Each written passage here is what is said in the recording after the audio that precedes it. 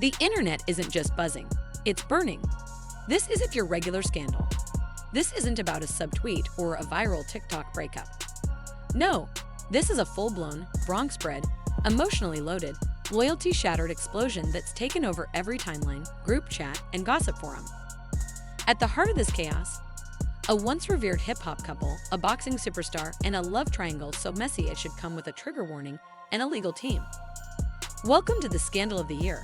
Remy versus Claressa Shields, with Papoose tangled right in the middle like the emotionally unavailable ex we didn't ask for. Let's set the stage. Because before the chaos, before the Instagram live that shattered illusions and shook celebrity culture, there was a storybook. Or at least what looked like one. Remy and Papoose weren't just a couple, they were an institution. They represented something rare in hip-hop: endurance, loyalty. The kind of love that survives trials, distance, and time behind bars. When Remy was sentenced to prison back in 2008, Papoose waited. Not for weeks, not for months, for years. He held her down when the spotlight faded. And when she came home, they picked up where they left off. Married, raising their family, rebuilding both their names in the industry. People rooted for them because they weren't perfect. They were real. They weren't flashy, but they were strong. Their story was the stuff Bath specials and tearjerker Twitter threads are made of.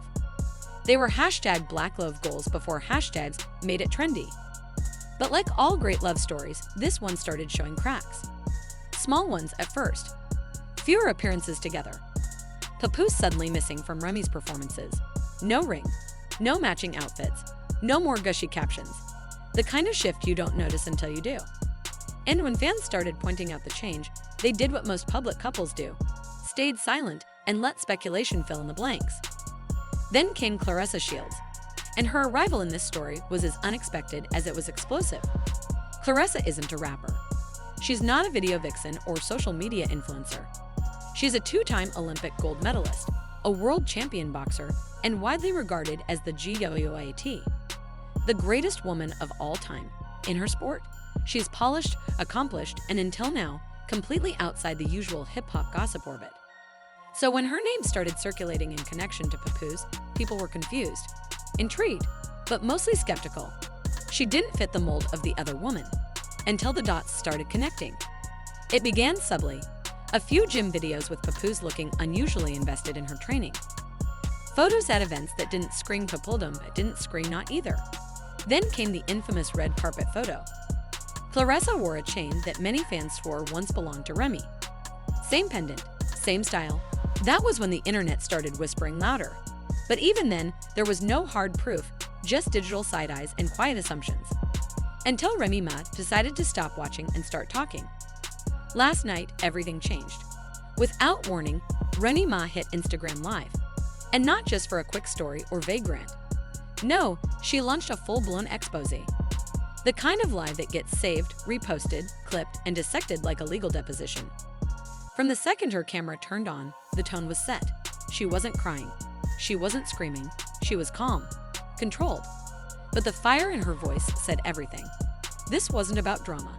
It was about dignity, and she was here to get hers back. Her first line, "Y'all keep asking if I'm bothered. I'm not bothered. I'm done." And then she went in. She addressed Claressa Shields directly, calling her out not just as the third party in her marriage, but as someone who had the nerve to move like the main character. Remy accused her of stepping into her family's space, her routine, her marriage, with audacity and entitlement. And then she started showing the receipts. First, there were text messages, screenshots of conversations allegedly between Papoose and Claressa. One of them read, "I just need some peace. Rem doesn't see me anymore." Another, "That weekend in Detroit meant more to me than you know, baby." Subtle, not in the slightest. These weren't vague messages. These were emotionally charged, intimacy-coded, heart-level admissions. The kind of messages that don't belong to someone you're just working with. Then Remy dropped a voice memo. She didn't say who sent it. She didn't have to. The voice was unmistakably Papoose's. Deep, deliberate, emotional. The message? "You know I'm trying to do right, but I haven't felt loved in years. I see you. You hold me down." The internet exploded. Viewers were typing in all caps. Tweets started flying mid-live. Someone said, "Not Pap out here delivering Jodeci confessions." Another wrote, This is more intimate than his entire discography. Now here's where it gets even messier. Claressa didn't hop into the live. She didn't respond in real time. But like any media-savvy celebrity, she knew where the conversation was happening. The Shade Room comments. That's where she fired back. Her exact words, "Y'all believe anything." Don't let that lady distract you from the fact she couldn't keep her man loyal. Not exactly subtle. Not exactly remorseful. Just direct, cold, and very, very intentional.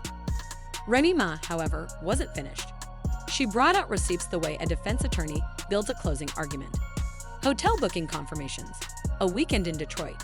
2 rooms, 1 name. 1 confirmation number, which fans quickly matched to a payment Claressa had posted on her own IG story a week prior. Then came the financial bombshell. A $2,500 payment from a joint account Remy shared with Papoose, sent directly to Claressa Shields LLC. The memo, training camp bonus. Now, if you know boxing, and Remy clearly does, you know fighters don't pay their trainers out of personal accounts tied to their wives. They pay from sponsorships, business accounts. This was personal. This was intentional. And this was deep. And just when we thought she was wrapping up, Remy signed off with the now iconic line. "You can take the husband, sweetie. Just know you took the bills too." And then she was gone. Log off, end of stream. Silence, but not for long. Because the next morning, bright and early, Remy posted a carousel on Instagram titled Clown Behavior Volume 1. And y'all, she meant Volume 1. Slide after slide, it got messier. Slide 1.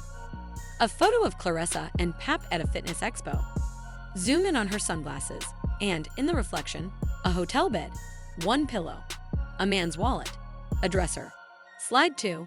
A $140 Zelle with a memo. For the quiet room. Fans instantly decoded that as hotel room your wife doesn't know about. Slide 3. A text from Remy to someone saved as Papoose ring prohibited. She sends a photo of Claressa in his car and writes, "So you're not even hiding it now." He replies, "Why are you watching me when I've been told I'm out?" Remy responds with the line that ended Twitter. "Oh, out. You just left last month." And then came the final slide, the kill shot. A voice memo allegedly from Claressa herself saying, "I don't owe that lady anything. She was checked out. I'm not about to feel bad for picking up where she left off." That wasn't just a response. That was a declaration. A bold, unapologetic admission that she sees herself not as the problem, but the upgrade. So here we are, scandal fully cooked. Receipts dropped. Reputations questioned. A hip-hop love story turned digital crime scene. And all of us, just watching it unfold like the most addictive season finale you could imagine. The real question is, where does it go from here? Does Remy walk away clean and clapback-free? Does Claressa stay in the picture? And what does Papoose do next? Drop a statement or drop an album? At this point, anything is possible. Let us know in the comments, was Remy justified? Is Claressa guilty or just bold?